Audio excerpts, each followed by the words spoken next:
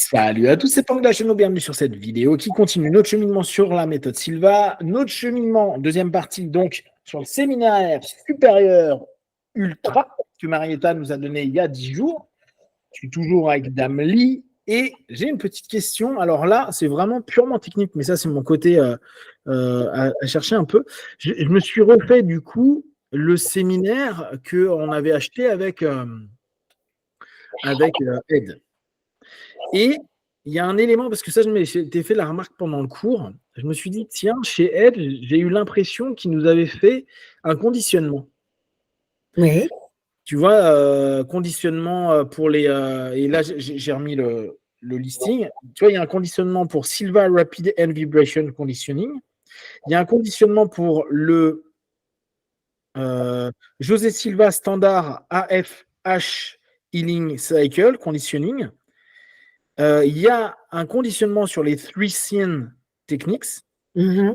En gros, à chaque fois, tu sais, il nous remet comme on a pendant le cours standard, c'est-à-dire, OK, j'explique la technique, OK, maintenant, je vous conditionne, et après, vous le mettez en pratique. Oui. Là, avec Marietta, j'ai vu qu'on n'a pas eu de conditionnement. C'est-à-dire? C'est-à-dire qu'on n'a pas eu un moment où elle a dit fermez les yeux, et puis là, on va apprendre une nouvelle technique, tu sais, le fameux. OK, oui, oui. Pourtant, écoute, moi, j'ai fait le séminaire ultra avec plusieurs personnes différentes, y compris José et Lara. Ouais. Et non, il n'a jamais eu un exercice de conditionnement où on ferme les yeux et un programme. Parce qu'en fait, là, en fait, quand les techniques, on est conditionné, on ferme les yeux et on fait une sorte de répétition mentale, comment ça va marcher pour nous. Mais les techniques dans le ultra sont des techniques vraiment pratiques. Il faut toucher comme ça, il faut vibrer à un certain rythme, il faut faire dans un ordre des étapes et on explique simplement, c'est comme ça qu'on va le faire et puis on le fait. D'accord. Ok. Non, mais tu vois, c'est parce que je trouvais que c'était. J'ai jamais connu, même José n'a jamais fait un exercice de conditionnement pour apprendre comment faire les techniques. Ah bah tu vois, ça c'est quand même c'est super intéressant parce que justement dans le cours il le fait jusqu'à self-healing techniques. En fait, tous les trucs il y a un conditioning, tous. De Ed? Ouais, de Ed, ouais, dans tu sais holistic face healing à chaque fois. Donc au départ, what is holistic face healing? Ok, bon ça pas de souci. Tu as des José qui parlent, etc. Function at your center 10 cycle alpha. Ok, bon là ça papote. Après, il commence vraiment donc le cœur du système. Rapid End Vibration Techniques. Donc, il met Rapid End Vibration Video Demonstration. José Silva explain is Rapid End Vibration Techniques. OK. Et après, Silva Rapid End Vibration Conditioning. Et après, il fait la même chose avec Standard HFH Healing Cycle. Et le conditioning, c'est un exercice où on va à un niveau de base et un programme. Exactement. OK, j'ai jamais vu ça dans un ultra. Tu vois, non, mais c'est ça qui pour moi est intéressant parce que vu que moi avant de faire l'ultra, j'avais fait celui de Ed, je me suis dit à un moment, tiens, c'est marrant, il n'y a pas de conditionnement. Et je me suis dit, peut-être que je me suis gouré. Donc, je suis allé vérifier en me disant, attends, peut-être que je confonds vu que j'ai fait 15 000 cours de chez Ed. Et en fait, non, tu vois, quand j'ai revu ça, je me suis dit, tiens, c'est intéressant, il faudra que je te demande parce que en ayant vu d'un côté qu'il le faisait, je me posais la question si c'était un standard ou pas. J'ai fait 2 fois avec José, probablement 3 fois avec Laura, avec Alex et Tony, et bien multiples fois avec Laszlo. Et non, ça ne fait pas partie du séminaire ultra tel quel. Mais ce que Ed fait, ce n'est pas le séminaire ultra quand même. Non, là c'est vraiment sur la spécificité de holistic face healing. Donc, c'est voilà, plus adapté, oui. Mais ultra pur, on ne fait pas des exercices pour conditionner les techniques de guérison. Voilà. Ok. Mais ça peut être que, tu vois, je suis en train de réfléchir pourquoi il aurait fait ça, et en même temps, je me dis, vu que là, il vend par thème, il y a peut-être des personnes qui n'ont jamais fait la méthode avant. C'est peut-être ça. Et peut-être, hein, toi, c'est ce que je suis en train de me dire. Okay. Oui. Et voilà. Là, il a un sens, oui, c'est vrai. Ça pourrait avoir du sens. Après, donc, on avait toute une partie qui était pourquoi la maladie, donc c'est une expérience personnelle, etc. Donc, avec tout le fait que ça crée des problématiques. Ça crée des changements d'habitude, d'attitude, etc. Qu'est-ce que la guérison? Donc, bon, on a ces notions-là. Un élément que j'ai bien aimé, qui appartient au cours de base, hein, donc je peux sans problème en parler. Tu es capable de rétablir la normalité. Et ça, je trouve que c'est vraiment une suggestion qui est chouette. Alors là, de façon plus générale, hein, pour les personnes qui ne sont pas forcément bien actuellement, qui bossent sur elles, en auto-hypnose ou bien sûr avec la méthode ou avec plein de systèmes, l'énergétique, qu'est-ce que vous voulez.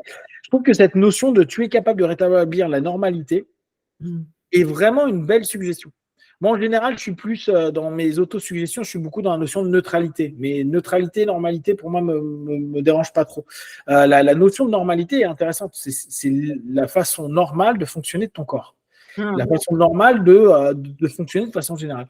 Elle est chouette et facile à accepter comme suggestion.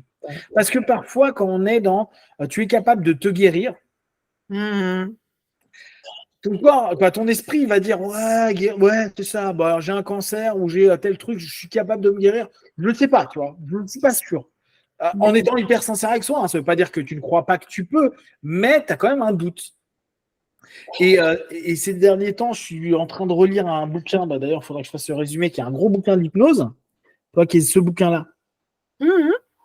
Donc, il y a le bouquin de Barnett, Analytical Hypnotherapy. Et j'aime bien parce qu'il reprécise ça, il dit n'oubliez pas qu'une suggestion doit être acceptée par le conscient et par le subconscient. Okay, mais que tu le veuilles ou non, quand quelqu'un est en maladie lourde, j'ai une sclérose, j'ai un cancer, je récupère d'un AVC, ou tu vois, des trucs durs, quoi, vraiment durs.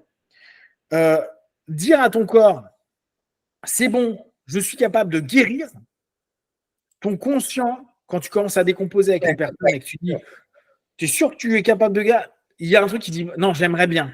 Donc, tu n'es pas forcément capable. Par contre, que tu es capable de retrouver ta normalité, bah, c'est pas guérir, c'est retrouver un élément que tu as peut-être vécu 35, 40, 50, 60, 70 ans de ta vie qui était normal. Donc, c'est revenir sur un pattern que tu connais. Ils n'ont pas créé un nouveau pattern. C'est quelque chose qui est assez intéressant comme notion. Et je trouve que c'est une belle suggestion. Une belle, puissante suggestion. Je ne sais pas toi comment tu la ressens, mais quand je l'ai relu, quand j'ai relu le petit livre qu'elle nous a passé, je me suis dit, ouais, c'est vraiment une très, très, très bonne suggestion parce qu'elle n'est pas, tu sais, c'est pas excessif, c'est pas abusé, c'est pas, tu fais de la magie, tout va changer en 10 secondes. C'est, je rétablis maintenant. Et c'est rétablir. Donc, en plus, c'est un processus de progression. C'est pas, je suis capable d'être normal ou d'avoir mon corps qui fonctionne normalement. C'est, je rétablis. C'est-à-dire, je remets en place petit à petit un ensemble d'éléments qui va reconditionner ma normalité. Ça, je trouve qu'elle est très bien. Je ne sais pas comment toi, tu l'aperçois, ce que tu en penses. Justement, ça, c'est déjà sémé dans le cours de base quand on parle de PES et on dit, vous êtes maintenant capable de déceler les anomalies, donc ce qui est anormal, et de rétablir la normalité à tout niveau de conscience, à n'importe quel niveau, profondeur, etc., etc. Et effectivement, c'est beaucoup plus facile à croire qu'on va redevenir normal qu'on sera guéri. Comme tu dis, guéri, ça, c'est un peu magique, c'est un peu mystique, etc. Et en plus, ça arrive beaucoup dans toutes les techniques qui utilisent hypnose cellulaire. On demande aux cellules de revenir à leur origine, justement, et de fonctionner comme elles étaient supposées faire normalement. Exactement. Oui, c'est une très, très bonne concept, justement, de garder cette idée de normalité. J'aime bien. Et c'est là où on revient, mais bon, on n'est pas, quoi. Maintenant que vous nous suivez, vous savez qu'on n'est pas vraiment objectif avec le cours, à force de l'avoir écouté, lu, etc. Mais c'est là où moi je trouve qu'il y a un beau travail, parce que cette suggestion qui paraît rien, tu es capable de déceler des anomalies. Elle paraît rien, cette suggestion, en fait. Tu te dis comme ça, bah ouais, ok. Mais après, te dire, bah ouais, mais je suis capable de rétablir la normalité. C'est bien, parce que justement, parce qu'elle n'est pas, elle fait pas de vague, cette suggestion. C'est pas genre, tu es capable de déceler les maladies et le mal-être des gens. Non, ou les tiennes. C'est, tu es capable de déceler les anomalies. Ce qui est beaucoup moins sexy. Hein. Bon, ok, il y a une anomalie, tu vois. Mon téléphone capte pas super bien. Bah, c'est pas normal, parce que là, normal, je devrais bien capter. Ouais, mais bon, tu décèles ça. C'est pas genre, j'ai compris que mon téléphone était cassé. C'est pas la même chose. Mhm.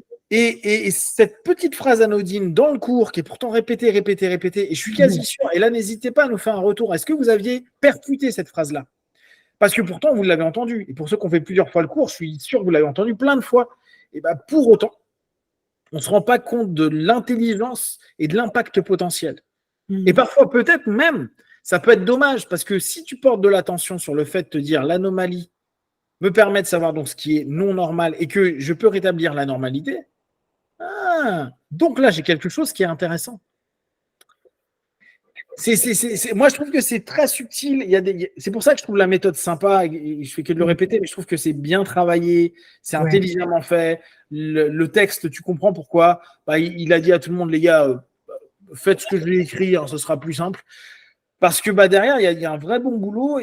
Et même nous qui aimons en parler toutes les semaines, etc., on se rend compte encore sur certaines phrases, on se dit, elle était bien celle-là, elle était bien pensée. Et vraiment, on comprend que ça a mis du temps à relier, restructurer, changer les mots, j'imagine. Ça, on ne le sait pas parce qu'on ne verra jamais ces brouillons, mais il y a certainement eu beaucoup de réflexions par rapport aux mots et par rapport à l'impact. Après, là, bien sûr, on est sur une phase d'interprétation, donc c'est toujours plus simple, mais je trouve que c'est intéressant. C'est vraiment, vraiment intéressant.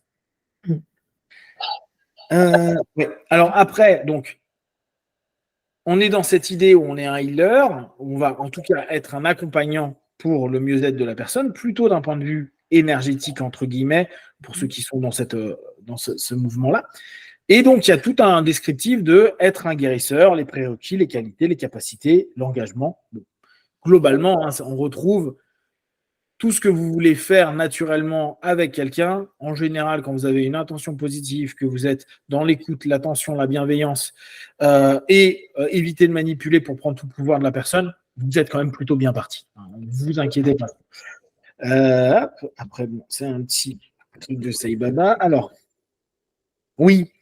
Bon, là, je vais me permettre de le lire parce que j'ai trouvé que c'était cool. On en a déjà parlé des trois. Les agents stressants, sentiment de culpabilité, on en a déjà parlé. Sentiment de perte, on en a déjà parlé. Faire quelque chose que l'on n'aime pas, on en a déjà parlé.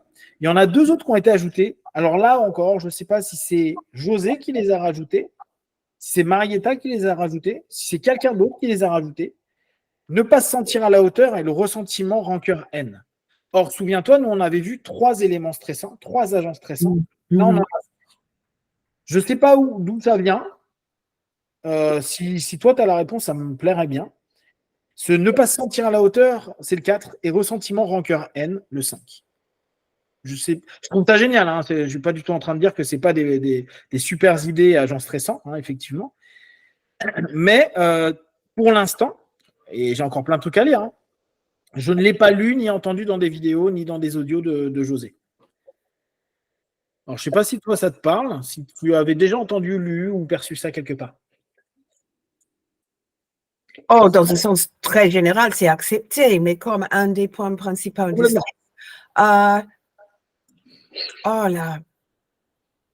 J'ai l'impression que Marietta a même dit qu'elle avait récupéré ça de quelque part d'autre. Mais désolé, je ne peux pas être sûre. Oh, c'est pas grave, c'est pas grave. Non, mais bon, je trouve ça plutôt bien. C'est pour ça que je me permets de le lire. Dans les agents stressants hein, que José avait définis, souvenez-vous, sentiment de culpabilité, guilty, hein, la sentiment de perte, faire quelque chose qu'on n'aime pas, on parlait beaucoup du boulot ou de la vie qu'on mène. Mais je trouve ça très très bien, ne pas se sentir à la hauteur, c'est plutôt chouette. Et bien sûr, tout ce qui rentre ressentiment, rancœur, haine, bon, tout ça c'est énergivore au possible, donc bien sûr, agents stressants. J'ai trouvé ça super. Hein. C'est vraiment un truc que j'ai trouvé cool en rajout des agents stressants. Je trouve ça bien. Mais après, toi, moi, mon côté, qui est-ce qui a dit ça me revient toujours en tête. Donc, j'ai trouvé ça très cool. Ouais, alors bon, après, il y a eu étape développement des symptômes psychosomatiques liés au stress. Bon, ça, c'est avec les différents symptômes et le temps de relaxation. Globalement, quand vous n'êtes pas bien, faites-le 3 fois par jour, 15 minutes, c'est très bien. Hein, ça sera bien. Vous prenez 45 minutes. Quand vous n'êtes pas bien, vous pouvez prendre 45 minutes pour. Après, on est sur un truc, mais je l'ai déjà dit plusieurs fois à Ali, moi que j'aime beaucoup, qui est le travail des 3 scènes. qui pour moi me parle particulièrement. J'aime beaucoup ce boulot-là. J'ai beaucoup aimé comment elle le montre, un passé, présent, futur. Et elle avait dit un petit truc, donc c'est les 3 scènes, on vous l'avait déjà montré. Et j'aimais bien, alors c'était drôle parce que j'ai capté un truc quand elle l'a expliqué, et après j'ai essayé de me le reformuler et je l'ai zappé. En fait, elle donnait la notion du temps, je crois, objectif qui va de gauche à droite, et le travail qu'on fait sur nous subjectif qui va de droite à gauche. Et j'avais trouvé ça je trouvais ça intéressant. Qu'en fait, plus le présent arrivait dans la réalité objective, plus en fait, on était déjà en train de mettre dans le passé les éléments qui n'allaient pas. Et donc, que l'impact du futur était de plus en plus présent. Enfin, j'avais trouvé le lien très intelligent et assez sympa pour comprendre pourquoi le passé, il se trouve plutôt à droite, puis un peu plus à gauche, ça va être le présent, puis complètement plus à gauche, le futur. Et en même temps, il y a une ligne du temps inversée.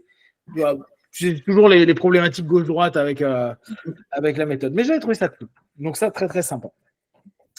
Alors, après, on est arrivé sur les exercices.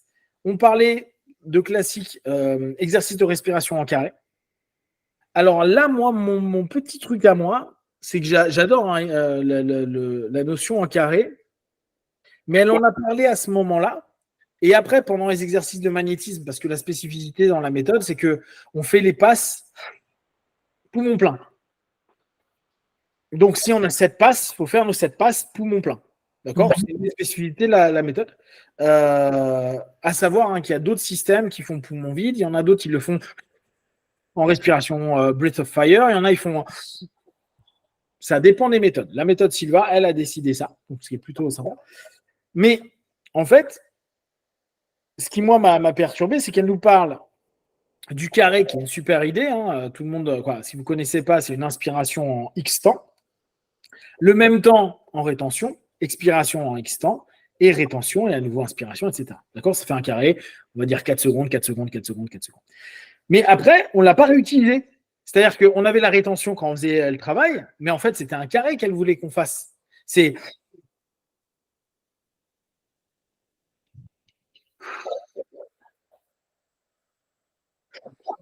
Et après, on travaille sur les éléments ou pas? Est-ce qu'il fallait utiliser le carré pendant la respiration?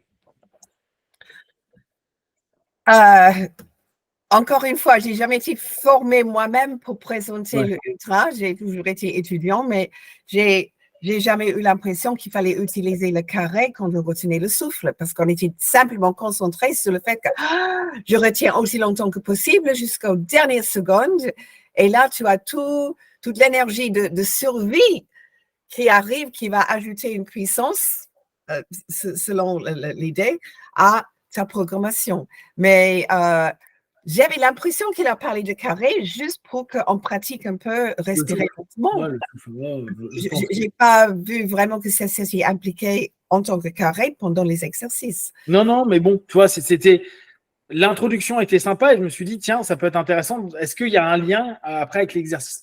Alors là, tu viens de dire un élément important pour les personnes qui n'ont pas suivi le cours. Un des points marrants et intéressants de la méthode, c'est en gros se connecter à une énergie de vie suffisamment forte de survie. Et en fait, dans l'idée de José, c'est je maintiens ma respiration au max jusqu'à ce que j'ai envie de lâcher complètement. Mais vraiment que j'arrive limite alors j'exagère, un étouffement, j'exagère le mot, mais que j'ai vraiment cette envie primaire, primitive, de vouloir soit expirer, soit inspirer en fonction des moments, mais qu'on arrive à cette limite. Et c'est parce qu'il y a cette urgence que pour lui, il y a un travail magnétique, d'intentionnalité, d'envie de désir qui se transmet à l'autre et qui permet un retour à la vie, une force à l'énergie, l'intention, la programmation qu'on est en train de faire à ce moment-là. Moi, j'aime bien cette idée-là. Je trouve qu'elle est chouette. Je l'avais déjà vue dans un système qui s'appelle la Wim Hof Method, où on fait beaucoup d'exagération au niveau de la respiration. Et à un moment, au bout de 30 grosses respirations, on vide les poumons par contre, et on arrête de respirer complètement. Et le but est de garder le plus longtemps possible en apnée vide. Et c'est assez étonnant parce que les personnes qui font ça, parfois, elles peuvent tenir 1 minute au départ, puis très rapidement 2, 3, 4 minutes sans respirer. Tout le monde peut le faire, hein, c'est pas quelque chose de très compliqué. Après, il n'y a pas besoin de faire des records du monde, hein, le tout est intéressant. Ce qui est intéressant, et c'était ce qu'expliquait Wim à ce moment-là, il disait qu'en fait, on sécrète dans notre corps un ensemble alors, j'ai pas envie de te dire de bêtises. Alors, c'est dans le cerveau, à vérifier, hein, parce que là, peut-être que je vous dis une bêtise. Vérifiez, il y a plein de vidéos sur Wim Hof méthode, où à un moment, on sécrète de la DMT. Vous savez, c'est cette notion hallucinogène qui ramène en même temps tout un processus dans le cerveau et dans le corps qui améliore des états de santé, qui éveille la conscience à des choses, etc., etc. Et en fait, on retrouve la même logique. Alors, quelques années avant, hein, parce que Wim, il a vraiment sorti ça en 2015. Quoi, ça a été connu à partir de 2015. Mais on a le même truc. Cette notion, ça sécrète quelque chose. En tout cas, cette notion d'approcher d'une espèce de mort, et comme il dit souvent, c'est la peur, le stress absolu qui amène dans un état second, une transe particulière. Ben, je trouve qu'il y a un gros lien. Tu vois, il y a quelque chose qui est très, très pertinent dans le travail de José. Moi, pendant des années, j'avais développé un truc en énergétique que j'ai appelé souffle de mort. Et je travaillais qu'à me connecter à la mort. Pourquoi ? Parce que j'étais parti du postulat que la vie est limitée par rapport à la mort. Il y a plus de mort que de vie. Et quand on n'existe plus, bah, c'est que la mort. Donc, l'avant-vie est la mort. Donc, l'univers est basé autour de la mort. Donc, mort, non-vie. Et je m'étais dit, bah, il y a plus d'énergie dans ce qui est mort que dans ce qui est vivant, étant donné que tout est englobé dans la mort. Et si on va plus loin, c'est un peu le principe de l'énergie noire, tu vois. Il n'y a rien, vu qu'on ne voit que 1% de l'univers, et que le reste, c'est de l'énergie noire. La matière noire, hein, énergie noire, le mot est mal choisi. Et je faisais plein d'expériences comme ça. Il y avait des choses super intéressantes. Et je trouve que ce rapport du stress, / la peur, / l'envie de vivre, parce que paradoxalement, l'opposé, et là on reprend ce que dit Burt, le rapport de dualité, de complémentarité, si je suis connecté à la mort, je suis aussi connecté à la vie. Donc j'ai trouvé que c'est super pertinent, cette notion de retenir jusqu'à. Il faut vraiment avoir cette intention de retenir jusqu'à et faire les passes et avoir cette intention de vouloir. Ça, j'ai trouvé que c'était très, très, très, très sympa. Bon, petit rappel, les meilleurs moments pour programmer. Bon, ça, on connaît. Alors, on en a parlé avec Lee plusieurs fois, la vision défocalisée. Souvenez-vous, on en avait parlé initialement, c'était pendant la méthode Silva Business, quand on vous a parlé de la manière d'utiliser pour les sales, pour les ventes et pour le business. Donc, là encore, un travail qui est intéressant parce que dans le travail de guérison, ce qui s'était passé, alors je vous rappelle un petit peu l'histoire, c'était José qui était à un hôpital au Mexique, qui voulait aider quelqu'un qui, de mémoire, ne voulait pas trop, et il se rendait compte que il le saturait d'informations, il l'ennuyait, et à un moment, il voyait la personne partir en alpha, donc en transe pour les hypnos, et à ce moment-là, il disait qu'il restait les yeux ouverts pour le voir en train de partir. Et à ce moment-là, il envoyait les 3 scènes. Donc, il le saturait. Et là, les hypnos, vous connaissez ça. Hein, c'est confusion-saturation, rupture de pattern éventuellement.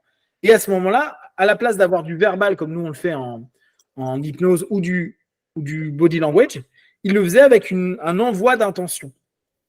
Et donc, la vision défocalisée fait que nous aussi, on se trouve dans une transe. On est beaucoup plus ouvert, beaucoup plus connecté à l'autre. Et on envoie l'intention. Là, dans la méthode Silva, c'est les 3 scènes. Je trouvais que c'était très, très sympa comme exercice. Tu l'as beaucoup utilisé, ce travail de vision défocalisée avec l'envoi des 3 scènes? Pas autant que Michael, comme je t'ai dit. Mais en fait, moi, j'avais fait déjà plusieurs fois le ultra avant d'avoir compris hypnose. Donc, en hypnose, on a ces situations, confusion, choc, surprise, urgence, etc., où la personne, tout d'un coup, devient très ouverte à la suggestion parce que le rationnel, il ne fonctionne plus. Mais la suggestion était supposée être verbale. À l'hypnotiseur à haute voix. Ouais. Et là, quand j'ai compris hypnose, j'ai dit, mais je me rappelle ça, mais José le faisait subjectivement. Au moment où la personne ouvre la suggestion, il les envoie mentalement. Il les zappe, justement, comme Michael disait. Mais alors, tu vois, moi, ça, c'est un truc que je suis en train de tester. Pour l'instant, parce que moi, je l'ai beaucoup fait en PNL, en hypnose, interruption de pattern, tu lui proposes une suggestion ou une blague ou en tout cas, tu vois. En fait, il y a toute une stratégie. Mais je me suis dit, tiens, en non-verbal, donc en intention, parce que là, c'est que de l'intention, qu'est-ce que ça va donner? Pour l'instant, je suis au début de mes thèses, je vous en parlerai d'ici quelques mois. Mais je trouve l'idée sympa, surtout si on envoie du positif, etc. Je trouve ça cool. Mais je sais que ça fonctionne en hypnose, hein, c'est pas un problème. Donc là, ce qui m'intéresse, c'est est-ce qu'en non-verbal, je vais avoir un feedback qui est similaire? Ça m'intéresse. Bon, après, on a parlé des organes doubles. On n'est pas resté des masses de temps dessus. Après, on est passé sur les techniques standards de guérison. Donc là, c'est vraiment, on parle de balayage. C'est du magnétisme. On est vraiment sur des notions. Un petit détail qui, moi, m'a amusé beaucoup, c'était on fait et on dépolarise. Et constamment en train de dépolariser. Des gens qui font de l'énergétique, d'habitude, ils le font qu'à la fin, ça. Là, à chaque fois qu'on fait une passe, dépolarisation, on y retourne, dépolarisation. C'est un truc assez typique de la méthode. Je ne l'ai pas vu dans beaucoup de méthodes, hein. Pourtant j'en ai vu beaucoup en magnétisme. Il a une manière de balayer, mais globalement, c'est classique. Hein. Même si après, on a l'impression de faire le DJ, c'est assez classique. Ah oui, ce qui est amusant chez lui, c'est la stimulation du thymus. Alors, je me suis interrogé pourquoi c'était si important pour lui, le thymus. Tu as une raison pour la... Je ne rappelle pas, je sais que c'était important. Ouais. Au point où, même si tu ne faisais pas toutes les autres choses, il disait si tu es fatigué, etc., tu peux toi-même justement stimuler le thymus. Ouais. Et c'est vrai, ça se donne de l'énergie. Ouais, pourquoi? Non, parce que c'est un organe que quand il est stimulé, vous donne de l'énergie. Je n'ai pas beaucoup d'explications, désolé. Parce que tu vois, même en EFT, hein, au bout du compte, on n'est pas loin. Hein. On est quand même sur ces deux-là. Hein. Moi, j'ai trouvé intéressant cette notion de focus sur le thymus. Je me dis, tiens, focus sur le thymus, ok, bon, je note. À voir, aussi à tester. Donc après, bon, on a des petits schémas récapitulatifs. Ah oui, un élément qui est sympa, c'est le 8. Donc il a tout un travail sur le 8, la forme géométrique 8, hein, qui est l'infini, hein, on sait bien. Hein. Mais j'ai trouvé que c'était... ça aussi, c'était assez original. Cette notion de dire, bah, vous allez faire un travail qui passe en 8 sur le partenaire. Bon, intéressant. Après, je ne sais pas la plus-value du 8, mais doit y avoir, hormis la notion infinie, l'intention qu'il avait derrière le 8. C'est original. Là aussi, ce qui est sympa, c'est que c'est un stage assez original. On retrouve des choses qu'on connaît. Hein. Mais il y a des choses assez fun à ce niveau-là. Ah oui, alors bah oui, d'ailleurs, elle nous a laissé un petit texte de Lynn McTaggart, Le pouvoir du 8, mais c'était Lynn McTaggart qui a un travail dessus. Donc, il y a, Lee vous en a parlé tout à l'heure, le moule universel, qui a un travail assez intéressant. Là, je ne l'ai pas retravaillé, ça, donc je ne peux pas vous donner de feedback particulier. Tu l'as souvent bossé, toi, le moule universel? Oui, souvent, parce que, comme tu imagines, j'ai beaucoup de gens qui demandent si je peux programmer pour eux. Bien sûr.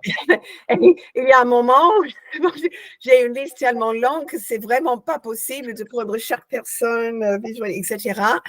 Donc, je les mets carrément, je les nomme régulièrement, mais je mets juste le nom et j'imagine que je les envoie dans le moule.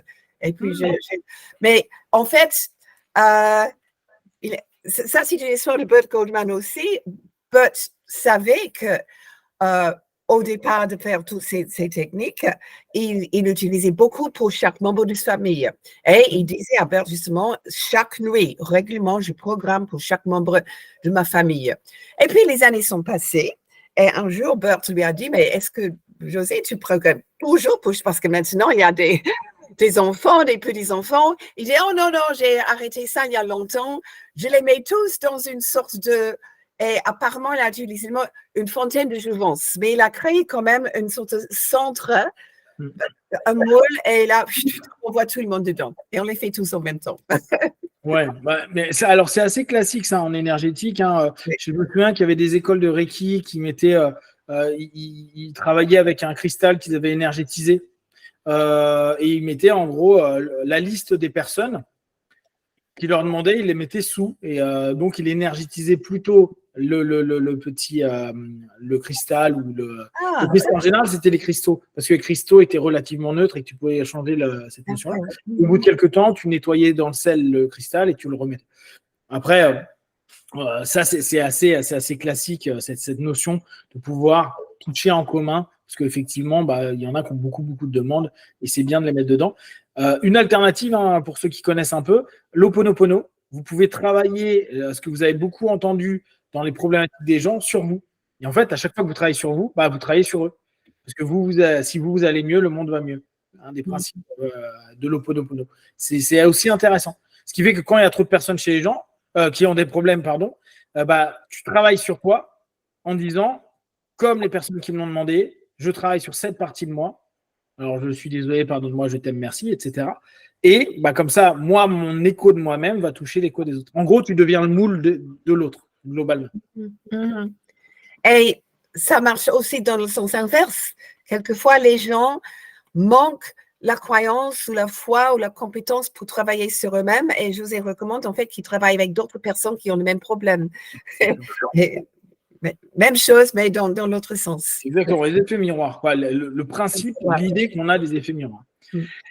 Et les deux dernières petites choses qui vont prendre une seconde, c'est comment énergétiser de l'eau. Donc, assez classique. Là encore, il y a une méthode, mais qui est assez commune. On a quand même l'eau on a quand même la respiration qui est spécifique. Mais sinon, après, c'est connu. On le fait dans plein de méthodes. Alors, n'oubliez pas, c'est différent de la technique du verre d'eau du cours de base. C'est énergétiser l'eau / tout ce que vous voulez énergétiser. C'est l'intention que vous allez y mettre, etc. Donc, comment programmer l'eau pour améliorer des problèmes de santé? Ça, c'est très classique, on connaît.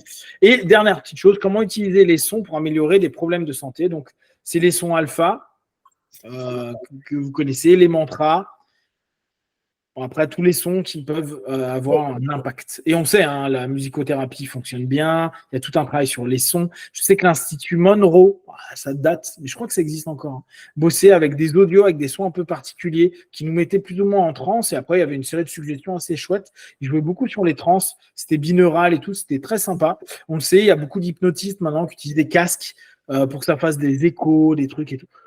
Le son, on sait que ça fait du bien. Donc, n'hésitez pas. Le son alpha, il est disponible, il est sympa. Vous pouvez le bosser dessus aussi. Apparemment, ça fait même pousser les plantes mieux. J'ai pas testé. J'ai pas testé non plus. Mais vu que moi, je n'ai pas la main verte, dès que je fais pousser un truc, ça pousse pas. Donc, je dois avoir un problème avec les motos, le riz, tout ça.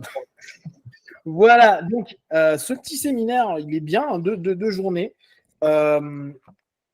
Il peut être surprenant, je pense, pour des personnes qui ont fait Silva, qui ne s'attendent pas à ça, en fait. Parce qu'on rentre dans un modèle qui est un peu différent. Ça ouvre des perspectives. On y adhère, on n'y adhère pas. C'est comme tout. La méthode n'est pas là pour vous dire il y a raison, il n'y a pas raison. C'est juste se dire regardez, il y a des choses, faites-le, testez, voyez, observez.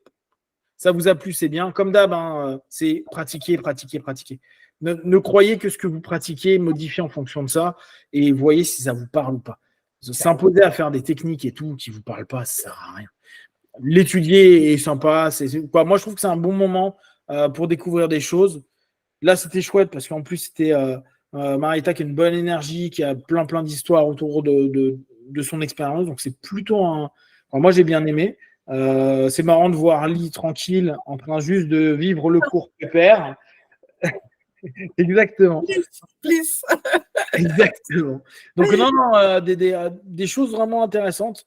Je serais curieux pour ceux qui l'ont fait de voir si vous l'avez utilisé déjà jusqu'à présent et surtout pour ceux qui ont déjà fait avec la slow notamment, si vous l'avez utilisé longtemps parce que il y a vraiment des techniques qui sont sympas à utiliser au quotidien, qui sont simples à faire, type l'eau. Vous pouvez prendre une bouteille d'eau ou n'importe quoi, ta gourde et puis tu bosses dessus et l'eau que tu as, est-ce que vous avez l'impression qu'il y a un mieux sur plein de choses? Vous pouvez le faire avec les aliments, les trucs. C'est le principe des prières, on est sur les mêmes principes. Mais c'est intéressant de voir si vous avez vu des changements par rapport à ce travail, si vous l'avez mis en place. Est-ce que tu as des petites choses à rajouter, à exprimer, Lee? Non, je crois que tu as fait un extraordinaire résumé de 2 jours en 2 fois 30 minutes, c'est bien. Yes, j'ai une capacité à réduire les choses. Mais c'est vrai que ça m'a fait vraiment plaisir simplement de participer. Ouais. Et d'avoir justement quelqu'un d'autre qui lit le langue relax et moi, j'étais oui, ça me rappelle justement comment ça fait du bien quand quelqu'un d'autre le fait pour vous des fois. Donc c'était bien. Donc là aussi, hein, entre Sylvain, n'hésitez pas à le faire entre vous. Surtout si vous avez ce texte-là, il est disponible partout, hein, il n'est pas très compliqué à avoir. Faites-le entre vous de temps à autre, avec des gens que vous aimez bien, avec d'autres Sylvain qui ont le texte. Ça vous permet, vous, de vous poser un moment, d'être en confiance, d'être bien et de reprendre un bon boost à ce niveau-là. Donc, voilà pour aujourd'hui. La semaine prochaine, donc, on prendra le livre dont on vous a parlé il y a 2 semaines et puis on commencera un peu à l'étudier. Si bien sûr vous avez des questions et des remarques sur Ultra, sur Face Healing, sur tout ça, n'hésitez pas à nous faire savoir sur Facebook, YouTube. On y répondra le plus rapidement possible. Et comme d'habitude, tout ce qu'on propose ne prenez que ce qui est bon et juste pour vous. Tester, observer, analyser et conclure. À très vite, B1. Merci, Lee. Merci, B1.